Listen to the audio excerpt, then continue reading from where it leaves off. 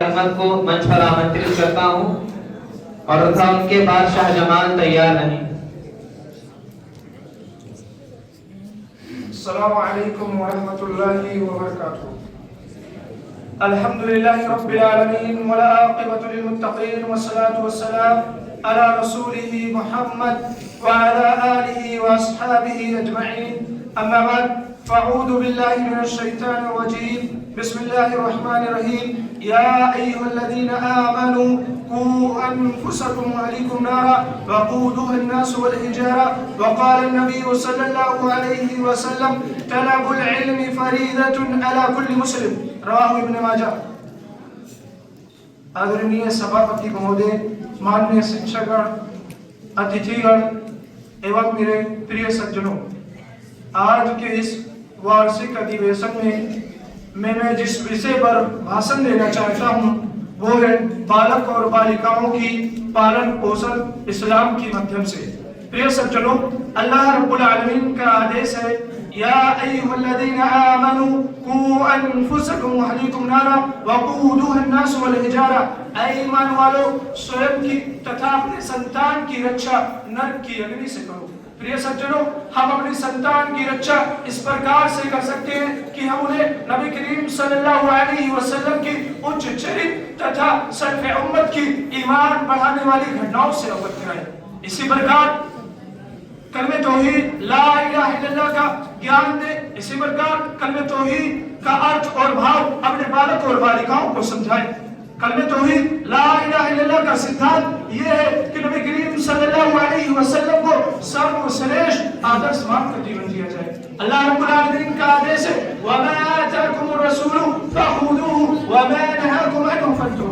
जो कुछ तुम्हें रसूल दे उसे ग्रहण कर लो और जिससे रसूल रोके उससे रुक जाओ। प्रिय सज्जनों, आज समाज पर दृष्टि डालने से ध्यान मिलता है कि कितनी बालक और बालिकाएं और कितने पुरुष हैं जिन्हें धार्मिक शिक्षा से संयोजित नहीं कराया गया। प्रिय सज्जनों, कितने बालिकाएं हैं जो अब पुरुषों से अनुचित संबंध बना लेती है केवल इसलिए कि उन्हें धार्मिक शिक्षा नहीं मिली।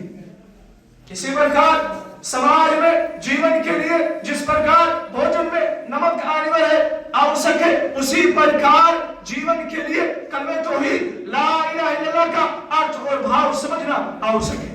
प्रिय सज्जनों, माता पिता को चाहिए कि जो सलाह लुक़मान हकीम ने अपने बालक और बालिकाओं को दी थी वही सलाह अपने बालक और बालिकाओं को दे। लुक़मान हकीम ने कहा था, या बुनैया ला तुश्रिक बिल्लाह इन्न शिर्क लज़ुल्मुन अज़ीम। ऐ बालक, ईश्वर अल्लाह के साथ किसी और को संयोजित न करना, ये बहुत बड़ा पाप और अन्याय है।